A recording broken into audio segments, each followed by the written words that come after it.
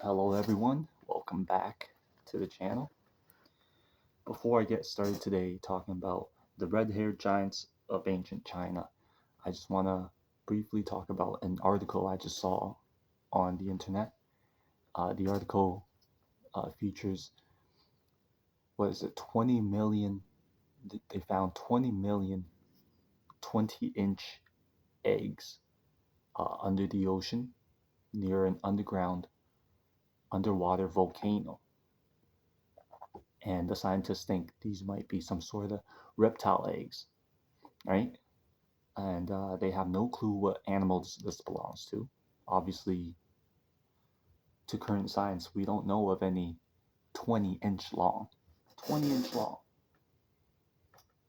reptile eggs from under the ocean. What's the biggest reptile we got? The Nile croc, the saltwater croc. We got Komodo dragons. Those eggs aren't 20 inches long. So whatever eggs this discovered, these scientists are real excited to see what animal this belongs to. And who knows, right? You can speculate, and perhaps these are cryptids, right? Remnants of the dinosaurs that they survived the Pleistocene, the Ice Age, underwater, maybe near these underwater volcanoes where it's warm, right? Another thing about these volcanoes are interesting is that they're warm, so it helps incubate their eggs. It makes sense, right? I almost wanted to make a joke when I saw the article and say, "Oh, it's the kaiju, right? It's a rift has opened under the volcanoes opened up a rift, and these kaiju's are coming." But no, it's who knows, right? It could be some sort of plesiosaur, a remnant of the Ice Age, and this kind of coincides with all these accounts of serpents and sea monsters, accounts from all over the world. We got the Kraken, right? Moby Dick and the giant uh, killer sperm whale. But that's not so much a cryptid, but that was a giant whale. That's pretty much a monster. All around North America, we have tales of river serpents. Even the names around here in Northern Ontario, we have Serpent River, Serpent Lake, Serpent Falls. Up north, Sudbury, a lot of the names of those places have the word serpent in them. And I lived up there for a year. I lived on a native reserve, and in the future, I will tell stories, my own stories, uh, stories I've heard from natives. But briefly, right now, I'll tell you a story where, these natives they have these stories where, for example, there was a native woman, an older woman. I heard this story from their daughter, but this native woman, they're real Catholic, right? They're very Catholic in their beliefs because of the residential schools.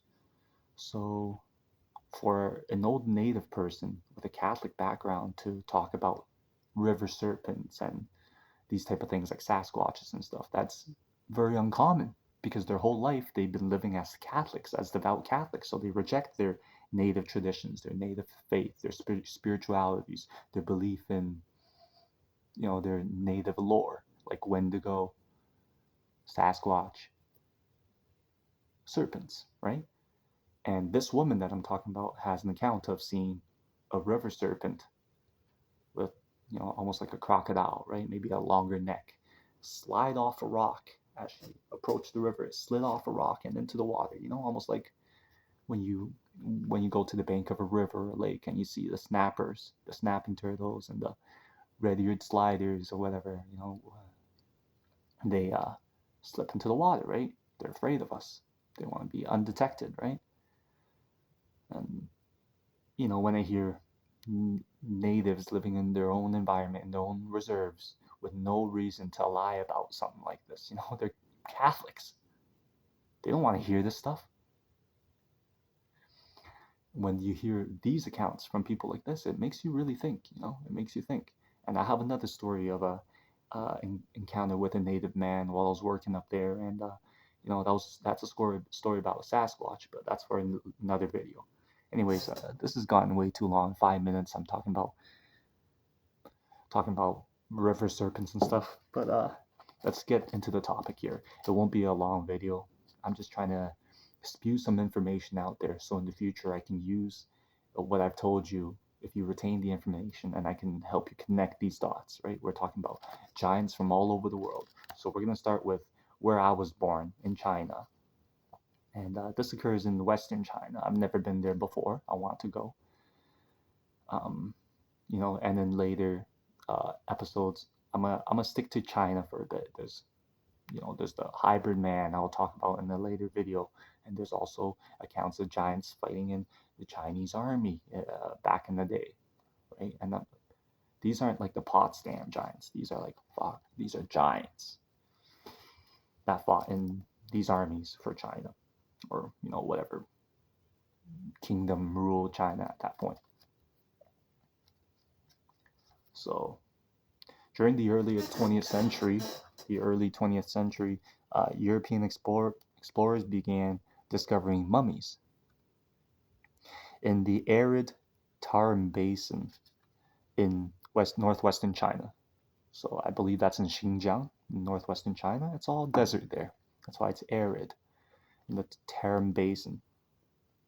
Not everyone believed the discovery of these red-haired mummies until more were found. So a lot of Europeans didn't believe it, right? I mean, giant white people with ginger hair found in China thousands of years ago. I don't believe it.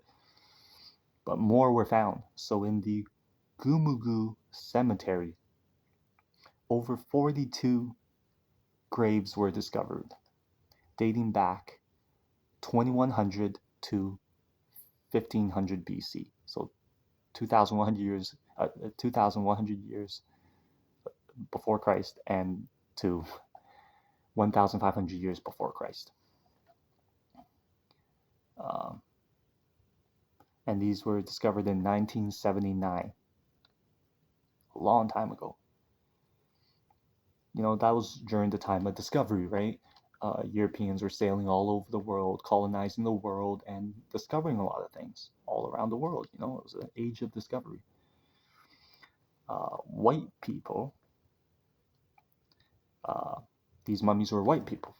I just wrote white people, but these mummies were white people.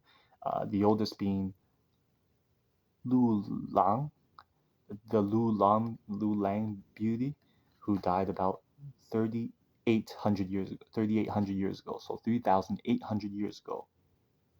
That's older than the oldest known records of Chinese history. I'm just saying Chinese history. I'm not talking about these mummies that are found that are way older. Right? Chinese civilization. This is older than Chinese civilization, 3,800 years ago. Or what we know of Chinese civilization. So this Lulan beauty died over 3,800 years ago. And when you look at photographs, I'm getting all this information from a video I watched on YouTube. Maybe I'll include the link. But when you look at these mummies, you don't have to do any genetic testing, even though they have all their skin. They even have the cartilage on their noses. They're very well preserved, right? This is a desert environment. It's very dry. Things don't decompose. Things naturally preserve. And you don't even have to do any genetic testing. You can just look at her features, and she looks like a Caucasian. She had red hair, whatever, a high nasal bridge. She's got the deep set eyes, like a narrow, longer face. You can just tell.